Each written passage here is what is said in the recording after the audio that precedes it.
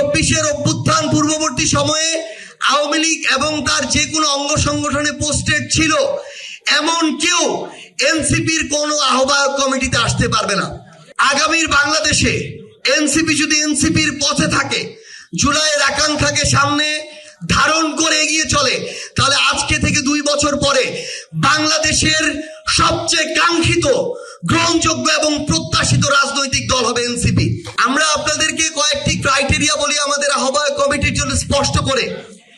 আমরা আমাদের পার্টির পলিসি থেকে বলছি, আপনারা ইতিমধ্যেই জানেন আমাদের যারা ছাত্র সংগঠন, জাতীয় ছাত্র শক্তি, রানিং যারা স্টুডেন্ট আছেন অনার্স মাস্টার্স লেভেল পর্যন্ত, গড় বয়স 25 পর্যন্ত তারা ছাত্র শক্তিতে কাজ করবেন।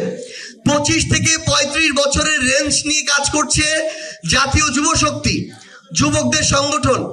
এই হিসেবে 35-এর উপরে হওয়ার কথা ছিল এনসিপি, কিন্তু যেহেতু তরুণদের নেতৃত্বে অভ্যুত্থান এবং তরুণদের নেতৃত্বে আমাদের পার্টি এনসিপি, আমরা 5 বছরের বয়স সীমার একটা ফ্লেক্সিবল রেঞ্জ রেখেছি। 30 থেকে 35 বছরের কেউ যদি পার্টিতে কাজ করার জন্য প্রয়োজনীয় হন, তিনি পার্টিতে এনসিপিতে আসতে পারবেন। আবার ওই রেঞ্জের কেউ যুব শক্তিতে কাজ করতে চাইলে যুব শক্তিতে কাজ করতে পারবেন। কিন্তু আমরা এনসিপির জেলা, উপজেলা, মহানগর, থানা কমিটিতে, আহ্বায়ক কমিটিতে আমরা যাদেরকে চাই তাদেরকে চাই আমরা 30 ঊর্ধ্ব। এবং আমরা মনে করি 25 থেকে 30-এর আমাদের শক্তিশালী সংগঠকদেরকে আমাদের যুব শক্তির দায়িত্ব নিতে হবে, ছাত্র শক্তির দায়িত্ব নিতে হবে। কারণ একটা পার্টি শুধুমাত্র মূল সংগঠনকে শক্তিশালী করে ওই পার্টি শক্ত ভিত্তির উপরে দাঁড়াতে পারে না। আমাদের যুব সংগঠনকে শক্তিশালী করতে হবে, আমাদের ছাত্র সংগঠনকে শক্তিশালী করতে হবে।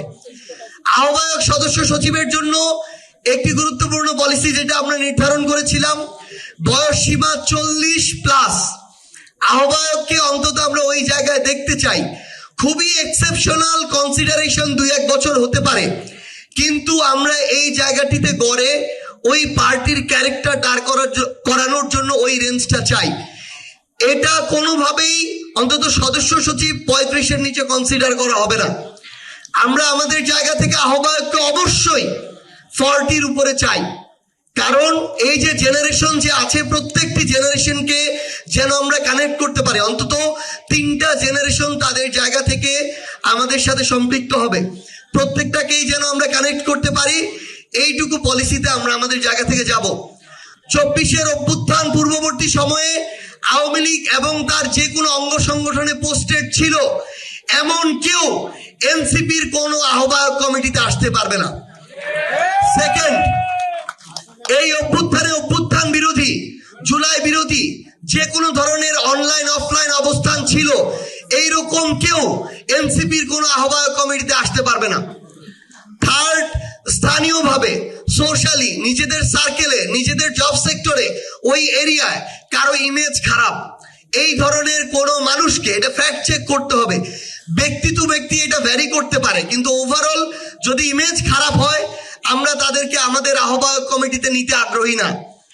এবং সর্বশেষ, আমাদের সমন্বয় কমিটিতে যেহেতু আমরা পুঙ্খানুপুঙ্খ যাচাই করে ওই কমিটিটি দিতে পারিনি, ওই কমিটিতে থাকা কেউ যদি নামকাওয়াস্তে শুধু কমিটিতে থাকে, বিগত সময় তাকে খুঁজে পাওয়া যায় নাই, খালি গুরুত্বপূর্ণ প্রোগ্রামে 6 মাসে একদিন পাঞ্জাবি পায়জামা পরে চলে আসছে, এই ধরনের লোককে আমরা আহ্বায়ক কমিটিতে চাই না। আবার এমন অনেকে আছেন যারা তাদের জায়গা থেকে খুবই অ্যাক্টিভ, কিন্তু ক্ষমতার অপব্যবহার করেছেন, ওই পদের অপব্যবহার করেছেন। আপনারা উপযুক্ত প্রমাণ সহ এই অভিযোগ সংশ্লিষ্ট দায়িত্বশীল যারা কমিটি প্রদান করবেন তাদের কাছে জমা করবেন। স্পষ্ট করে বলি, যারা এই ধরনের ক্ষমতার অপব্যবহারের সাথে সম্পৃক্ত তাদেরকে এনসিপির কোনো কমিটিতে আমরা জায়গা দিব না। আমরা আপনাদেরকে আহ্বান করব, আমরা আমাদের জায়গা থেকে যেন নিজেদের প্রতি, আমাদের পার্টির প্রতি, এই বাংলাদেশের প্রতি, অভ্যুত্থানের আকাঙ্ক্ষার প্রতি সৎ থাকি। আমরা যেন নিজে সামনে আগাতে গিয়ে অন্যকে পিছন থেকে টেনে না ধরি। কারণ আমাদের ভিতরে এটাও দেখা যায় যে তাকে সামনে আগাতে দেয়া যাবে না, এই জন্যই তার বিরুদ্ধে অভিযোগ দিতে হবে। সো এই বিষয়টা থেকেও আমাদের বের হয়ে আসতে হবে। এবং আরেকটি বিষয় হচ্ছে, আমাদের এই এনসিপিতে অন্য সকল রাজনৈতিক দলের ভালো মানুষদের জন্য এই দরজা খোলা। কিন্তু একদম স্পষ্ট কথা হচ্ছে, কেউ যদি মনে করেন এনসিপিতে এসে আগের বা নিজের কোনো ব্যক্তি উদ্দেশ্য বাস্তবায়ন করবেন বা প্রত্যাশা করবেন, তাহলে আপনারা হয় আগের জায়গায় ফিরে যান অথবা এনসিপি থেকে দূরে থাকুন। এনসিপির যে আদর্শ, সেই আদর্শকে সামনে রেখে চলবে। আপনার এই আদর্শিক জায়গায় আগে বোঝাপড়া তৈরি হতে হবে। আমরা আমাদের জায়গা থেকে এই বোঝাপড়া তৈরি হওয়ার জন্য আমরা বিশ্বাস করি আগামীতে আহ্বায়ক কমিটির মাধ্যমে প্রত্যেক মাসে অন্তত একটি কর্মশালার আয়োজন করব। আপনাদের সবাইকে সর্বশেষে এইটুকু অনুরোধ, আগামীর বাংলাদেশে এনসিপি যদি এনসিপির পথে থাকে, জুলাইয়ের আকাঙ্ক্ষাকে সামনে ধারণ করে এগিয়ে চলে, তাহলে আজকে থেকে 2 বছর পরে বাংলাদেশের সবচেয়ে কাঙ্ক্ষিত, গ্রহণযোগ্য এবং প্রত্যাশিত রাজনৈতিক দল হবে এনসিপি। আমাদের শুধু আমাদের কাজটুকু করে যেতে হবে।